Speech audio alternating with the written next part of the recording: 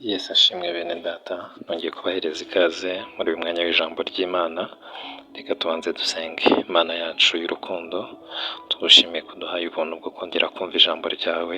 Nyemerera yaba njye ndetse n'abandi bose bagiye kuryumva, Mwuka wera azadusobanurire kandi adushoboze gusohoza ubushake bwawe nk'uko ijambo ryawe watugeneye riri. Tubisabye twizeye mu izina rya Yesu Kristo, amen. Kuri uyu munsi wa kabiri w'inyigisho yacu yo kuba icyitegererezo cy'ibyiza, tugiye gukomereza aho twageze ubushize twibanze cyane ku gusobanura icyo kuba icyitegererezo ari cyo, tunareba isomo nyine twabikuramo ko dukwiriye kuba icyitegererezo cy'ibyiza kugeza ku rwego uretse abatarakizwa ahubwo na bene data bizeye nabo ubwabo bazajya baza kudufatiraho urugero rw'uko twimakaje imibereho ya Yesu Kristo mu buzima bwacu. Turakomereza rero n'ubundi kuri rya jambo twasomye, kino cyumweru niryo tuzibandaho cyane, riri mu rwandiko rwa mbere Pawulo yandikiye Timoteyo, ibice 4:12, avuga ngo ntihakagire uhinyura ubusore bwawe, ahubwo ube icyitegererezo cy'abizera ku byo uvuga no ku ngeso zawe no ku rukundo no ku kwizera no ku mutima uboneye. Yamubwiye ingingo zitandukanye akwiriye kuba icyitegererezo ku byo avuga ku ngeso n'ibindi.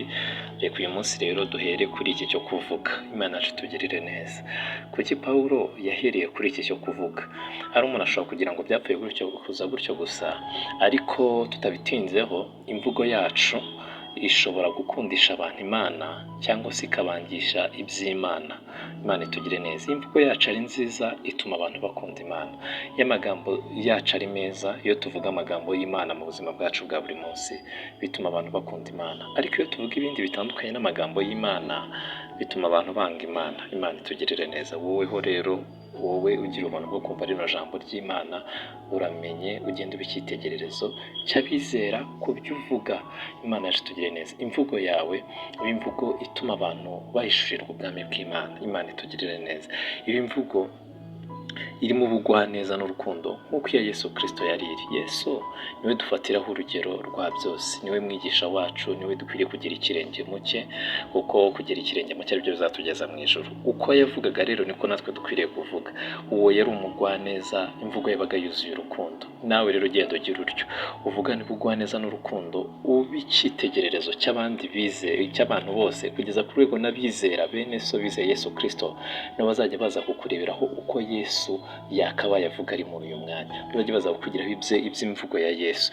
Mbese amagambo yawe aba amagambo akundisha abantu Imana, aho kugira ngo atume abantu banga Imana. Uvuga amagambo meza, uvuga amagambo yo guhesha abandi umugisha. Ijambo ry'Imana ritubwira ngo ntihakagire ijambo ribi rituruka mu kanwa kacu, nk'uko tubonye uburyo tuzajya tuvuga iryiza ryo guhesha abandi umugisha. Ujye uvuga amagambo meza, amagambo yo gutera abandi imbaraga, amagambo yubaka abandi, apana amagambo asenya, apana amagambo asebanya.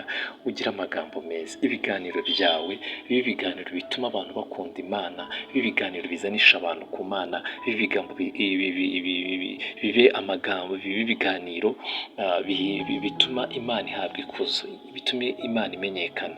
Hari igihe tubyica ugasanga ibiganiro byacu ni ibiparu bisanzwe, cyangwa se rimwe na rimwe ni n'ibiparu bibi bituma wenda abantu badukomera amashyi bakatwemera, ariko ntibitume Imana ihimbazwa. Ariko rero twebwe tugira ubuntu bwo kumva ijambo ry'Imana muri iki gitondo, tuba icyitegererezo cy'abizera ku byo tuvuga. Ibiganiro byacu bibe ibiganiro bituma abantu bakunda Imana, batwigireho imvugo ya Yesu Kristo. Yesu Kristo ibiganiro bye byose yagiraga, aho yabaga ari, ibintu yavugaga byabaga ari ibiganiro bituma Imana ihimbazwa, ibiganiro bituma abantu bakunda Imana, ibiganiro bituma abantu bahishurirwa Imana. Nawe rero genda ugira utyo, ube icyitegererezo cy'abizera ku byo uvuga. Uretse n'abapagani, uretse ko abapagani bo dukwiriye kubereka imirimo myiza, dukwiriye kubereka imbuto kugira ngo bahimbaze Imana.